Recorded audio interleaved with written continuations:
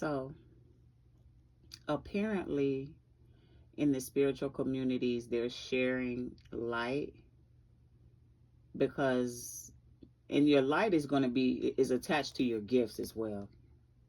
So you got to know when they're saying, "Oh, we want, can you share your light in this community?" And as a divine being, or as someone that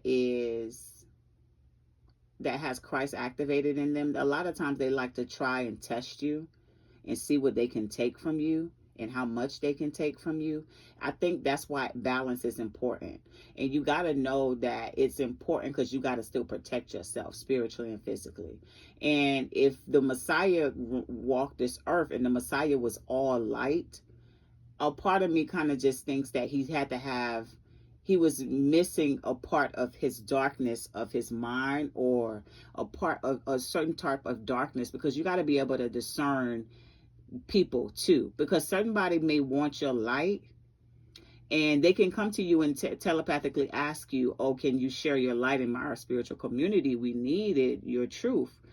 Now, you don't know what they have done in their spiritual community or what they do in their spiritual community. You also got to know to ask questions.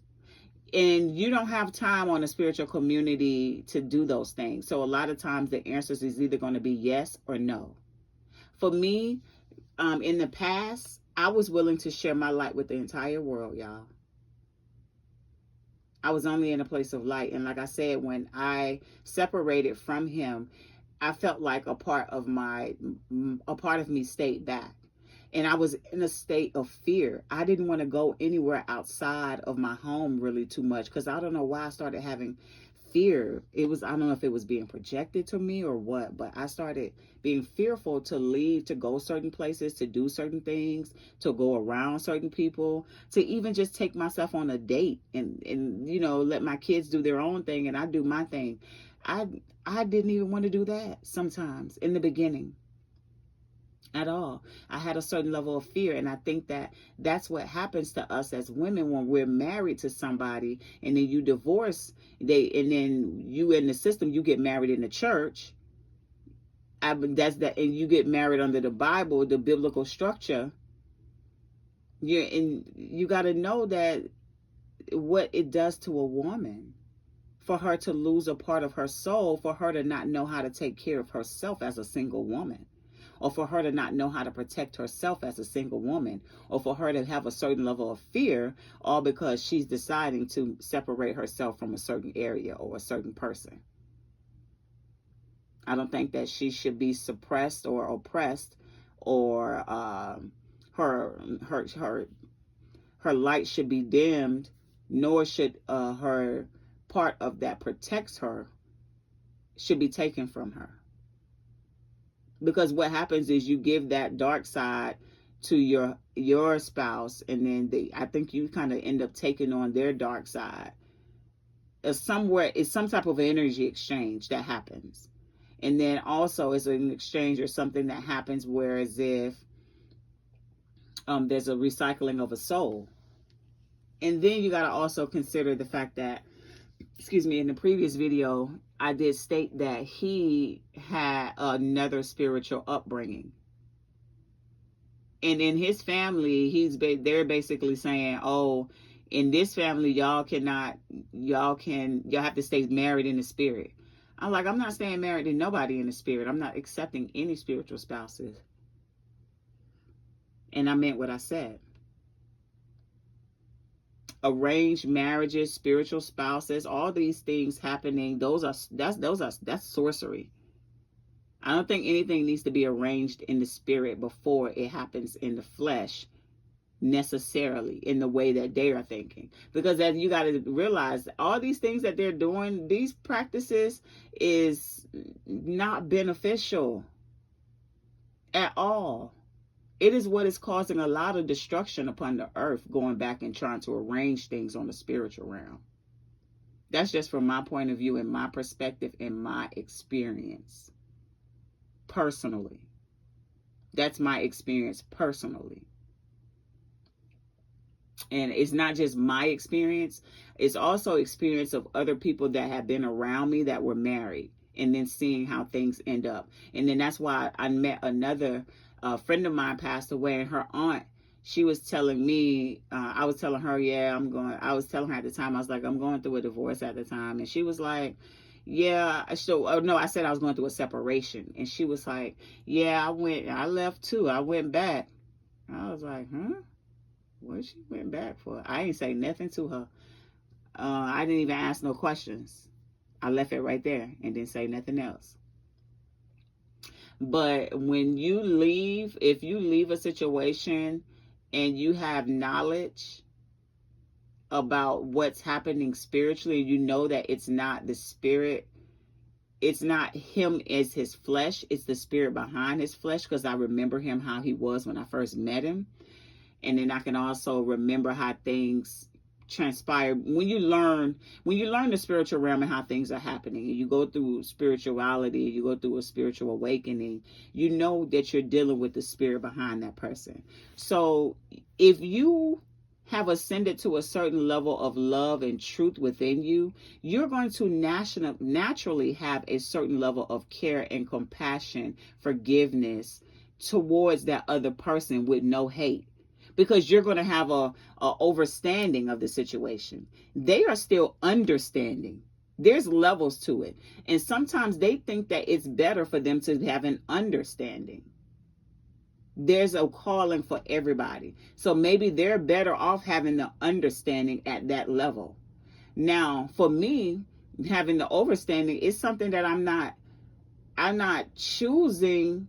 I chose it by me getting the truth. I asked God for an understanding. I asked God for an overstanding so I can know how to move throughout my life and know what to do and how to make my decisions for myself. Whether I should have went back to him, whether I should move on from him, whether I should be patient and just wait, or what needs to happen. So when I got all of the information that I needed, it gave me more of an understanding to basically say he is just not on my level anymore. Because I decided to develop myself and grow and to learn, and he decided to stay on that level. But and that's okay for him. However, you on that level that you're at, I cannot accept you being on that level and you not speaking the truth to me. You're steady trying to trigger me to make me be with you, or to basically for me to stay with you while you are out doing whatever it is you want to do. When you want to do it, but you limit me onto what I can do. That's the power of a woman healing and acknowledging what's best for her and what's not best for her, what's healthy and what's unhealthy, mentally, spiritually, emotionally, physically. All of the two are really honestly connected in some kind of way. And so I personally decided to not stay. Because I just felt like, oh, okay, well, and that's what I think happens, because the woman ends up elevating back into herself, and the men, they choose to stay still on that level and they move over. They don't necessarily move up or down, they move over. And that's what I did. I moved over. So I left him wherever he's at on that level, but on the level that I was developing on, I moved over on I would say on a higher level of development by choice. I chose to develop myself spiritually. I chose to develop myself emotionally, because those were areas that I needed healing at. I needed to have more empathy for myself and empathy for others, but needing to know the balance and the discernment in between the two as necessary. And men don't care about a lot of these stuff. They don't feel like they got to go to school and get a degree and go to school for 4 years and then determine, oh, I don't want to do that no more. I want to do something else. A man don't have time. A man don't waste time. Men are normally straight forward and straight to the point. And I respect that. I don't have anything against that. However they choose to be, however they need to be for themselves, I meet you where you at. And then I determine whether it's somebody that I want to court or somebody that I want to continue talking to. I determine whether you're somebody that I want to call, even if you haven't called me. Even if you have not called me, it's dependent upon your character your morals, your integrity as a man physically, and then on how you present yourself with, especially with the spirits. See, I got to see you at a certain level. I got to know that you're not going to lie in my face, and then tell the truth behind my back to someone else or in the spirit. Because see, sometimes these people that are doing this, like I said with my ex, I felt like he would say one thing in the physical, and then in his mind, he would speak a whole nother way. It's as if he stayed connected to my mind to know my thoughts the entire time and to judge my thoughts without guiding me properly in the physical. So if you a man and you know, okay, y'all got a telepathic communication, it's your husband, and y'all got a connection, it's a divine, you think it's a divine connection, but this is how you determine if it's divine. If you got a negative thought in your mind and he clean you up in the physical, that's you. What woman ain't gonna accept a man in spirituality and let him cover her if you will guide me righteously and do things in the right way, lovingly. So that's all I wanted to touch on today. There's a lot of men that's out here that does things and guides women righteously, without any judgment, because they know, they're like, okay, well, she could have had that thought projected to her, or maybe she's just needs healing in that area to acknowledge something. And it's so easy to heal. Acknowledgement is it. It's the first step. It's the who, what, when, where, whys, and hows based off of a thought, whether it's triggered or not. You good. You can be good very easily, and you move on and heal. That's just how easy it is to heal. I don't want people to sit here and think, oh, it's not easy to heal. No, yes, it is. Don't even make it hard. Make it easy by saying it's easy, because it's a simple acknowledgement of your character, your reaction, your action, your ways, your mindset. It's all of that. And so here I am continuing on, and I just wanted to share this experience right now, especially considering what they're doing in the spiritual community with your light, or some of them wanting to share your light, or want you to share your light, want me to share my light in another community. Your light is within you. If you no longer have your light, if you feel like your light is not there, it may have just been dim, and you may need to acknowledge something, an emotion or an emotional response to situations that you have not responded to in the right way. That's all. That's simply how your light get dim. Our light get dim by allowing other people to dim it too, when we are not speaking up and speaking the truth. When we speak one way, when we think one way in our mind, and then you respond in another way, then you're not in truth. There's no alignment that's divine right there. And I'm just trying to get people to really grasp that part right there.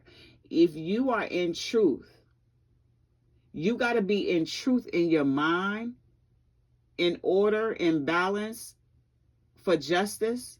You got to have that love in your mind. You got to have love in your mind, and you got to have a little bit of hate for the evil part.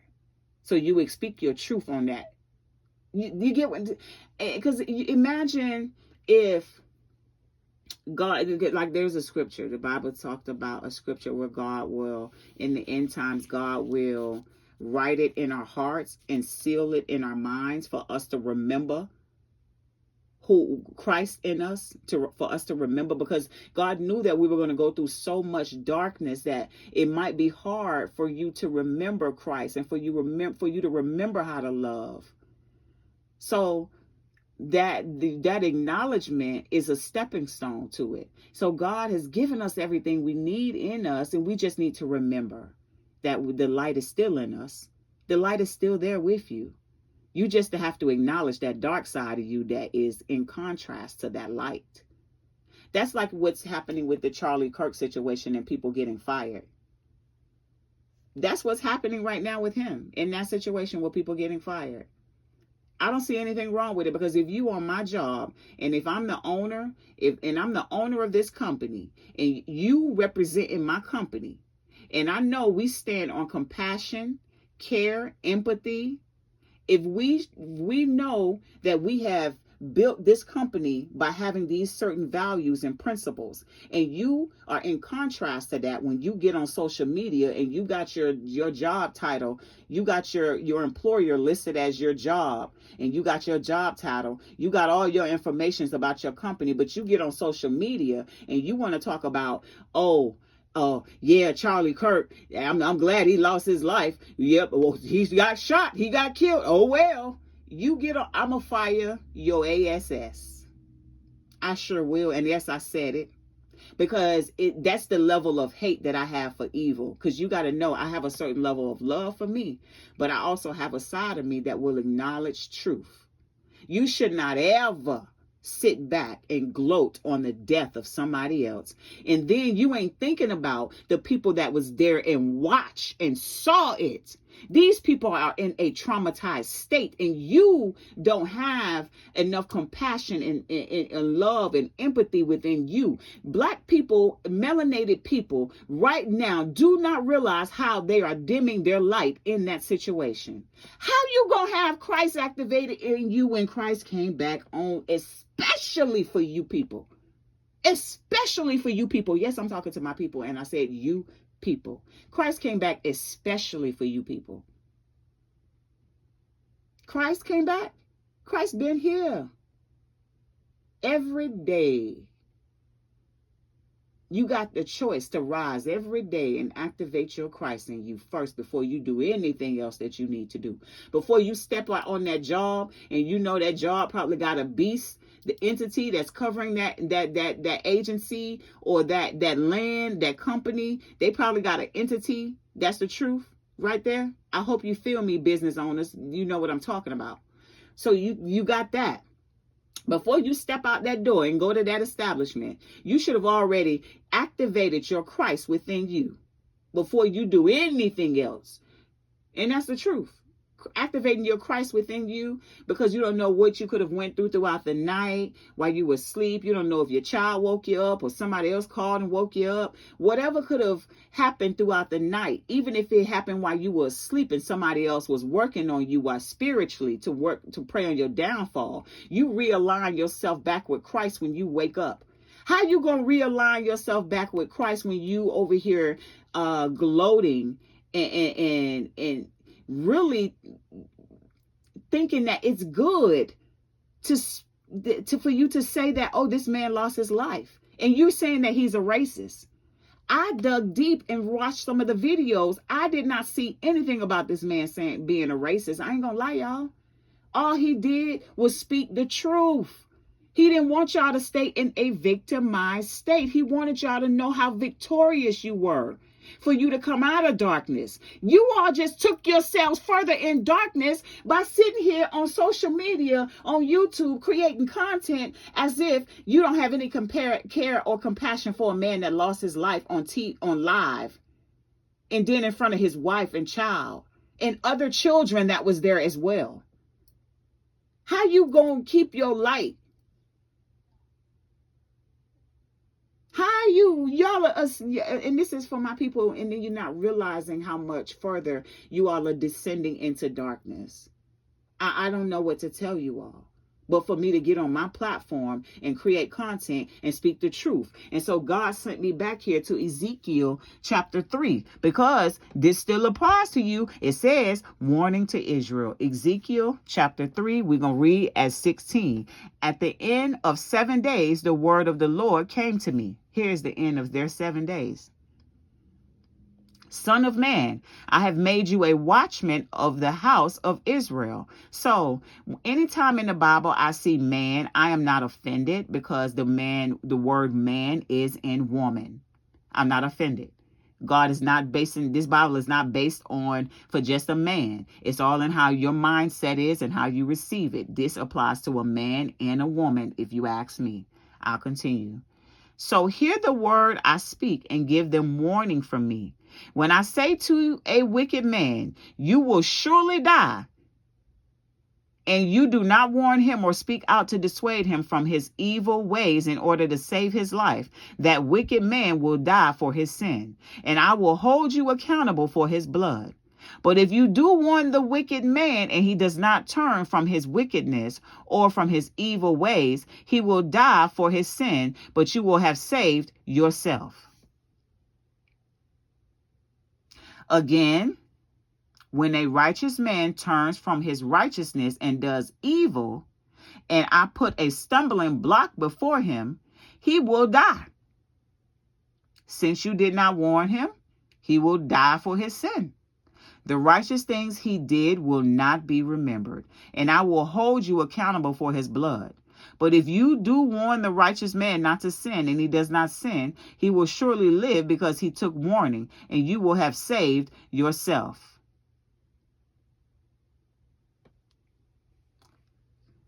I am not saying that Charlie Kirk has not had a certain level of leverage because of white supremacy. I'm not saying that.